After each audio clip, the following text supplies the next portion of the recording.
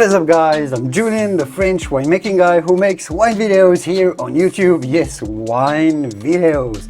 I'm back with another video to try and explain, summarize one of the most significant but often misunderstood classifications in the world of wine, the classification of the whole famous Saint-Emilion wines that's in the Bordeaux wine region of France, obviously. So this is going to take us back in time. We're going to be doing some maths. We are going to be learning some French, yes. And of course, as always, with Julien Wine School, where we are going to be learning about wine. This is episode 18 of the series, by the way. I'll try to pack in all of this within, say, 10-12 minutes. This is going to be a challenge, so bear with me a little here and see how we go. But let's get right into it. Let's go.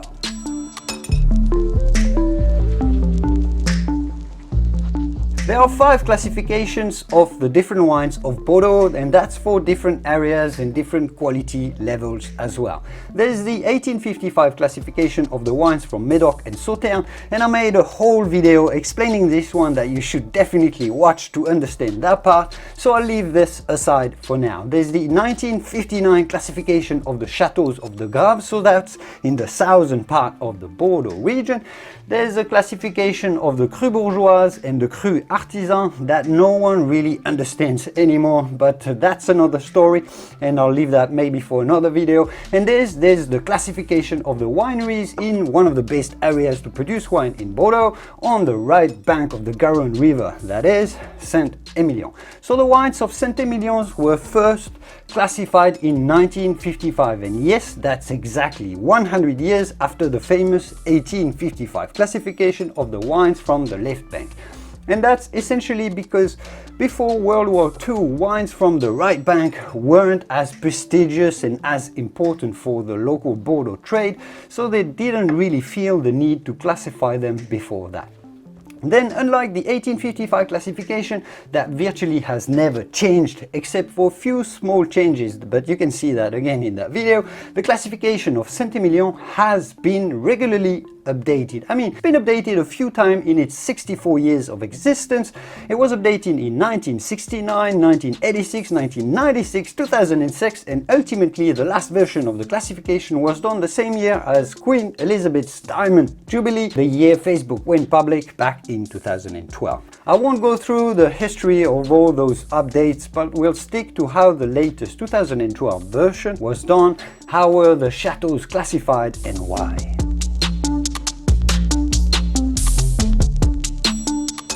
That's where it gets a little confusing, but I'll try to untangle things for you as much as I can. So again, bear with me, and more importantly, let me know in the comments if anything isn't clear for you. First, you have to know that Saint-Emilion Grand Cru, which is probably what you see printed on wine label, doesn't actually mean that the chateaus or the chateau you're buying was classified. Grand Cru in Saint-Emilion doesn't actually mean a whole lot, but I'll have to make another video again to go through all of this, otherwise this is just going to be taking too long. To get the classified chateaus, if you want to buy a classified chateau, you have to look for Saint-Emilion Grand Cru Classé on wine labels, so classified Saint-Emilion wine. Now within the classification there are 3 levels. First there is Premier Grand Cru Classé, essentially the first gross, of which there are 2 subcategories, A and B. So Premier Grand Cru Classé A and Premier Grand Cru Classé B.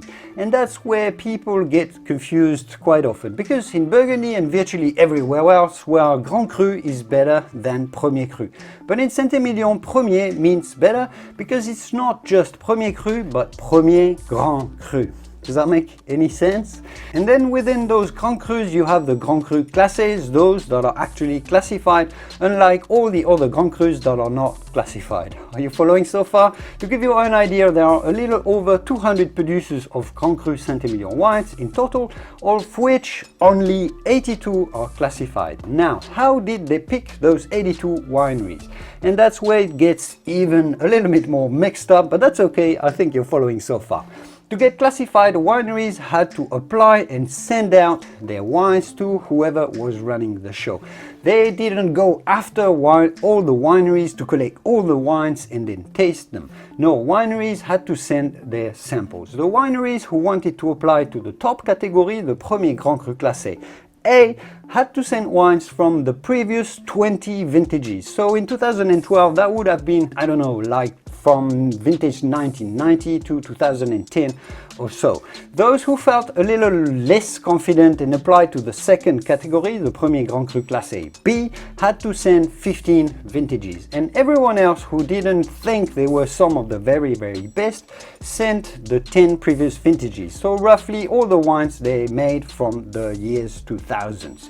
Then once they got all those wines, the judges didn't simply taste all of them and rank them by descending order of quality. No, that would have been just too straightforward for the French. What they did is that they considered 4 factors: quality of the wines after the tasting, the reputation of the chateau on the marketplace, the terroir, so how good the soil of the estate is, and then the estate's practices, how they grow their vines and how they make their wines. So with these 4 factors, they gave each winery a score out of 20. The French like to score things out of 20. Those with a score of 17 out of 20 and over were Premier Grand Cru Classé A. Those with a score of 16 out of 20 were Premier Grand Cru Classé B, and everyone above 14 was classified and everyone else was rejected. That's simple, right? Well, it is a little weird because in each category the weight of each factor in the scoring was different. For example, the quality of the wines themselves after the tasting accounted for only 30% of the score for the wineries applying to the Premier Grand Cru status, while everyone who only applied to be just classified, not Premier, saw the quality of their wines be weighted for 50% of the score. And every factor had a different weight in each category, which makes it strange to understand.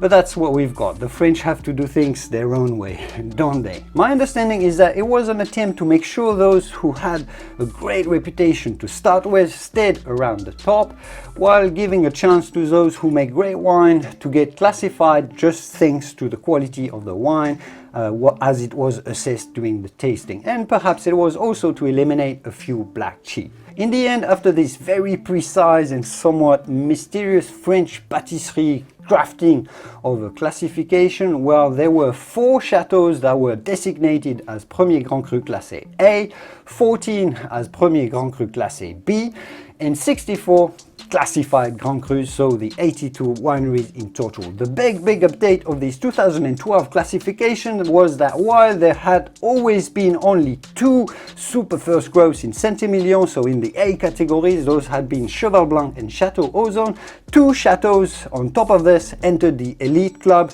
of the Premier Grand Cru Classé A's, and that's Chateau Pavie, who's always been one of Robert Parker's favorite wine, and Chateau Angelus. While there had always been 8 super top estates in Bordeaux, the Chateau Margaux, Mouton Rothschild, the Chateau d'Yquem, the Petrus and the likes, well, now there are 10.